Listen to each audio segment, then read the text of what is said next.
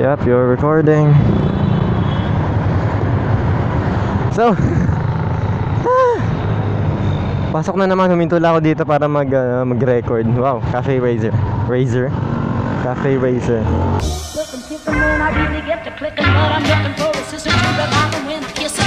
If you want some melon, just let me know.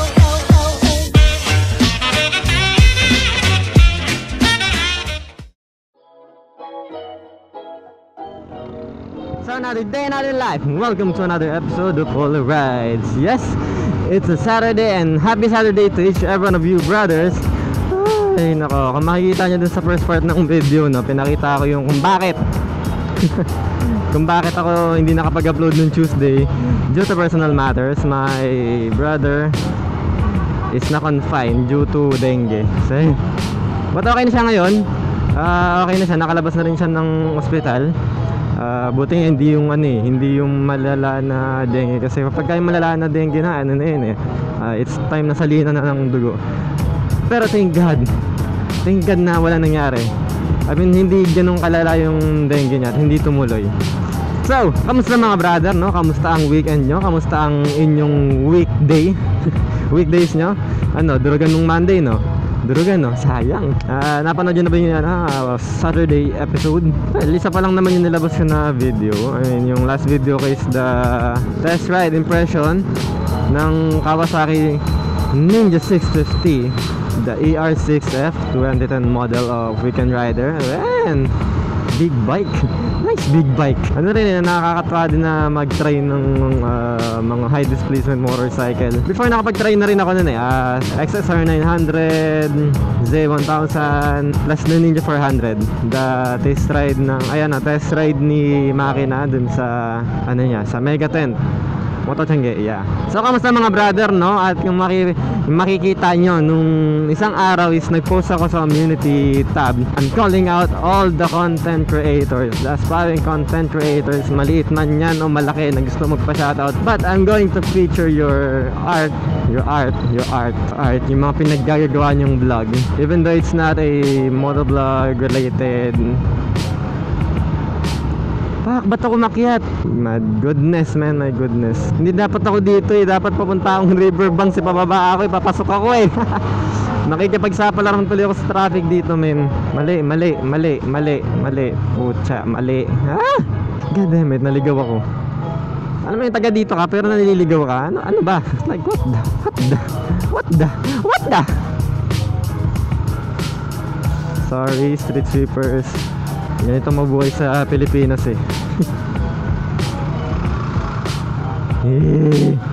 Nakakainis. Dapat doon ako sa baba. My goodness, my brothers, mga brothers, ano ba? Masyado ako na-distract.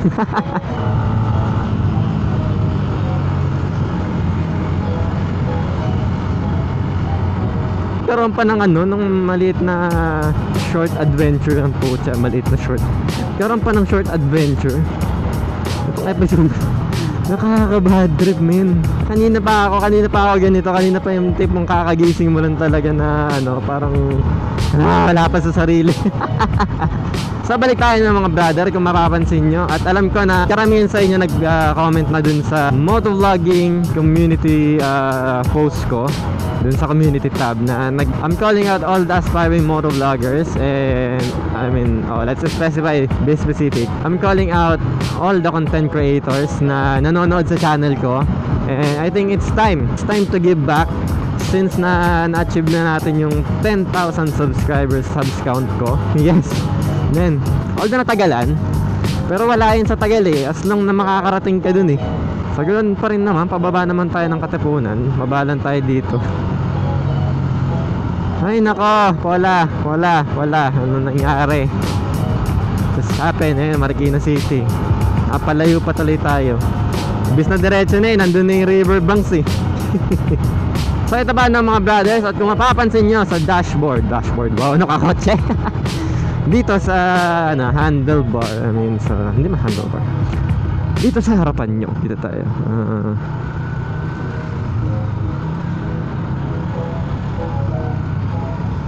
Munti ka na akong kamanan dito. Okay. Dito dapat ang kanan. Ayan, nice. Sniper din, sniper. So yun nga, ilang beses ko bang sasabihin na balik tayo dun sa topic na pinag-uusapan natin, which is the community post na pinost ko nung isang araw. I'm calling out all the aspiring motovloggers and aspiring content creators na gusto magpa-shoutout. And this time is gonna be different kasi I'm going to feature your channel. Tignan natin yung magagandang content nyo na para may pagmalaki naman natin ng mga content creators dyan. So kung sino man sa inyo nakakaalam sa YTBPH, YouTube Vloggers Philippines, yan. Since na-achieve ko na yung 10,000 subscribers, eto na, magkakaroon na ako ng boses. Pero dapat hindi ganun eh. Dapat noon pa eh. Guys, king. Nagmamadali na yan. Bigyan natin ng pagkakataon na hindi makapagbusina kasi nagmamadali na siya. So yun nga, no, kung sino man sa inyo nakakaalam sa YTVPH, isa rin ako sa member nun. Isa rin ako sa mga nangungulit dati. Dun sa mga admin no, sila Monster Pesagera, si Sir Barry Blanco, Jagger Nacion. Napansin ko noon at napansin namin lahat na since it's almost a year nung natenga yung YTVPH due to personal matters of everyone na mga members doon. Ngayon nga, most likely nakikita namin is mga post na lang nung contents nila, tapos yung mga iba achievements. And isa ako doon sa nag-post ng achievement nung na-hit natin ng 10,000 subscribers. Na-hit ni Polarize ang 10,000 subscribers. So ganito nangyari, no? Now it's time to give back. Since na-achieve na yung 10,000 subscribers, siguro oras na para makakilala yung mga aspiring vloggers and motovloggers. At kung mapapansin niyo, paulit-ulit ako, no? Sadya to na paulit-ulit. Hindi ako nawawala ng iniisip, hindi ako nawawala ng sasabihin. Kasi para mag-sink in sa isang tao ang mga sinasabi niya, ang paulit-ulit. Hindi naman sa lahat ng tao, mayroong mga taong ganun talaga. Ang gulo, di ba? Woo! So para sa mga YTBPH members na makakabasa nito, I mean makakapanood nito, this is a motovlogging which is riding a motorcycle while documenting the ride. Ayan, motovlog, motorcycle video log. Ginagawa namin na nagko-comment kami sa mga nakikita namin sa kalsada and kung ano-ano man. Usually cover ng motovlog yung mga motorcycle related videos. Kung yun papasok sila test ride, sila motorcycle gear and accessories, reviews, lahat yan. Basta anything ng related sa motorcycle. Comment kayo dun sa post ko sa community tab at i-feature natin at pagpipilian namin ni Miss Paula yung mga videos nyo para dun sa mga nagtatanong paano kung wala pang content yung channel nyo, shoutout na lang. Yun ang mabibigyan namin sa inyo. Pero gawa kayo ng content kasi napakasayang gumawa ng content. Yung tipong sa mga pinaggagawa natin, hindi nyo alam na kahit pa paano nagkakaroon tayo ng maliit na impact sa mga kapwa natin. Nakakabigbigay tayo ng impact even though na maliit or mga short clips na yung mga pinaggagawa natin. So mga brother, magbabalik ako sa inyo in just a little bit, pero malamang ng gabi na at hindi ko na magagamit itong secondary camera ko. Pero dahil half time ng video, it's time for the shoutouts. Yay! Nandito na tayo sa punto ng video na magpapa-shoutout tayo, no? Wait lang ha mga brother ha, wait lang ha. Yan, shout out Snippy Ride. Pops, magkano bili mo sa motor oil mo? Salamat at ride safe, pa shout out na din. Well, it cost me around 350 to 370, so maganda yung price range niya. Gab Fernandez, pa shout out Lodi, habulin kita pag nakita kita. Habulin tayong dalawa. TYZ, Kagampan. Idol Paula, shout out naman dyan minsan. Taga-subaybay din ako nila Road Game at Smash Adventure sa Dubai. Wow, thank you bro. Ayun sinasabi ko sa inyo na maliit man yung mga pinagagawa natin pero nagkakaroon ng impact sa ibang tao, lalo na sa mga nasa OFW natin na kababayan natin yan. So shoutout sa inyo, shoutout sa iyo TYZ, Kagampan at God bless po. Yun lang. James Neri Idol, pa shoutout naman. Shoutout, Diyos mo sigawang kita no? Kasana Floyd, shoutout na rin sa'yo bro. Driver Jericho, pa shoutout naman Lodi, right chip. Ayoko nga. Shoutout bro. Ride with Jazz, pa shoutout naman po, lalayo nanonood sa ano ka, back. Bro, shoutout sa'yo, Ride with Jazz. Clarence 24, wow, kamate riders yung ano mo. Shoutout bro, shoutout, ingat lagi. Gabi Aljon, Ray. At sa Polak ng Mindanao, Double Door Sul, Santa Cruz. Ang dami mong ang dami mong tiraan. Shoutout sa'yo bro. Dennis Abaljen, shoutout din sa'yo idol. Jack, shoutout Polarites. Yes, shoutout po sa inyo no. Wala pinagtitinginan naman ano ka dito, opisina ka. Kuya Bok, shoutout. Woo! Ramil Jr. Raganas. Idol pa shoutout naman, ganda ng vlog mo. Ganda rin na helmet mo. Ang ganda niya rin po. Shoutout po sa inyo. Silent Hill. Paps, baka magkasalubong tayo. Kaway-kaway na lang sa'yo, Paps. Bala ko muna Sniper 150. Angas para sa akin eh. Shoutout. Bro, napakaganda ng Sniper 150. Kahit na first gen yun sa akin. Tignan mo naman, iiba yung kulay, no? Yeah. Northboy Vlogs Channel. Pa-shoutout sa vlog mo. Okay? Shoutout sa'yo, boy. Boy Vlogs. Parang ano eh. Parang may ano ka. May content ka din ah. Dexter Tungal. Pa-shoutout, bro. Shoutout. Razel J. Lunares. Pa-shoutout, idol. Shoutout po sa inyo. Razel J. Razel, wow. EJ Diaz. Pa-shoutout, Pops. Shoutout. Shoutout. Shoutout. BJ Anit. Nakatawa yung profile picture. Shoutout sa'yo, bro. Jason Garay. Oh yes. Shoutout sa'yo, bro. Shoutout. Ralph Paraiso. Shoutout sa'yo, bro. Ride safe lagi. Ismael Pulupol. LWOST. OST yung putek. Ano to, yung ano, kay drama. Lagyan natin ng ano, ng madamdami na goblin.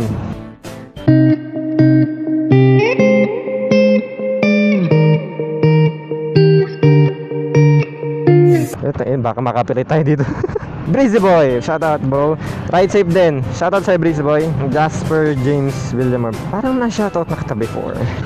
Shoutout sa'yo brother. Mega Riders, pa-shoutout from La Union. O ingat kayo dyan sa mga La Union at sa mga grupo na gusto magpa-shoutout dyan. Isama na rin natin sa susunod sa susunod. At comment na rin kayo dito sa video na to. Randall Yakibal, shoutout sa'yo sa next vlog mo. Ito na, kasama ka na sa vlog na to. At pahabol shoutout sa mga to.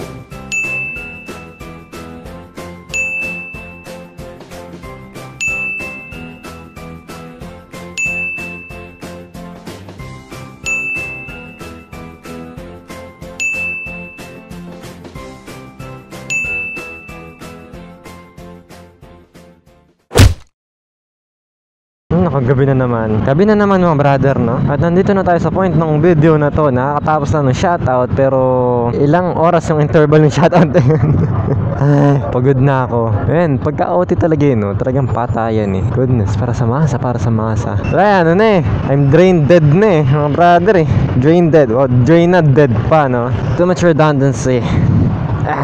Ano ba? Kita nyo ba ako dyan? Yan, medyo pwede na natin itaas kasi ano na eh. Gabi na naman.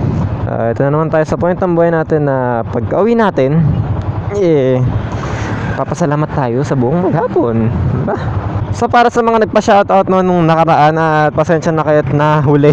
I mean natagalan talaga yung shoutout na ginawa ko. Wala eh. May nangyari kasi. Napansin nyo doon sa first part ng video na-hospital yung kapatid ko eh. Nisikasa muna namin yung sakit niya. Then yun, bantay sa hospital din. Kaya may pasok. After ng pasok, bantay sandali sa hospital. So yun ang nangyari. So ngayon mga brothers, back on the track na naman tayo sa paggawa ng video. And nakapagod eh. Ano yun? Wala eh, kailangan kami ng pera eh. Kaya yan. So para sa mga nagpa-shoutout nung sa episode na to, yung mga nabanggit ko dun sa shoutout na to, ganito kasi yan. Sa channel ni Polarites, meron dalawang klase ng shoutout. Isang shoutout para sa tao at isang shoutout para sa content creator.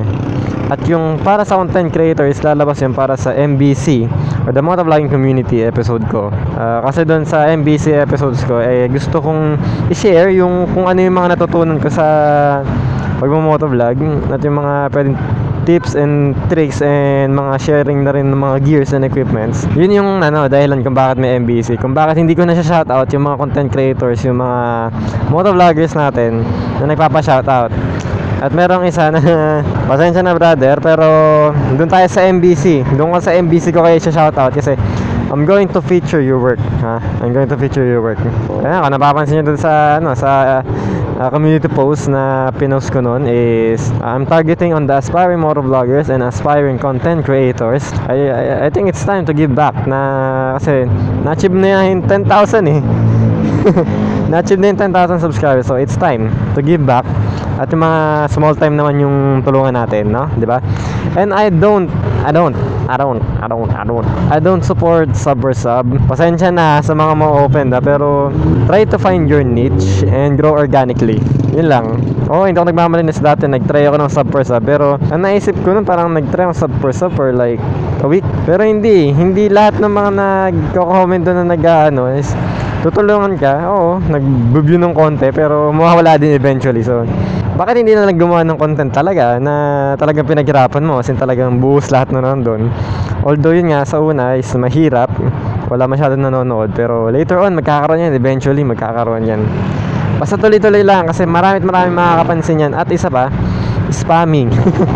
Try to market your stuffs, try to market your art. Pasensya na kayong quality kasi nasa tapat ng mukha ko kasi nagsasalita ako sa inyo. Ay nakawin na nga tayo.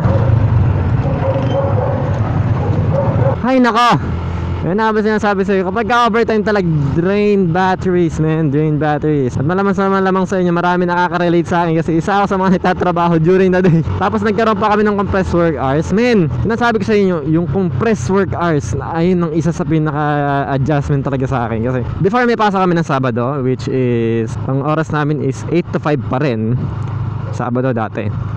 Pero nung after nung cut-off namin itong January, nagkaroon na kami ng adjustment na, or let's just say na compressed working hours. Para syempre ma-adjust ang oras. Yun nga lang, ang nangyari is from 8 AM till 6:30 PM Monday to Friday, diba? Tapos may overtime pa ya. Actually ngayon it's almost it is 8 PM 8 PM na ng gabi at wala na, durugan na naman. Try nyo kayang mag-minor kasi ano yan eh, intersection kaya yan brother, na intersection naman. Nakikita nyo ba ako sa secondary camera? Ay nako, malamang hindi. Sensya na.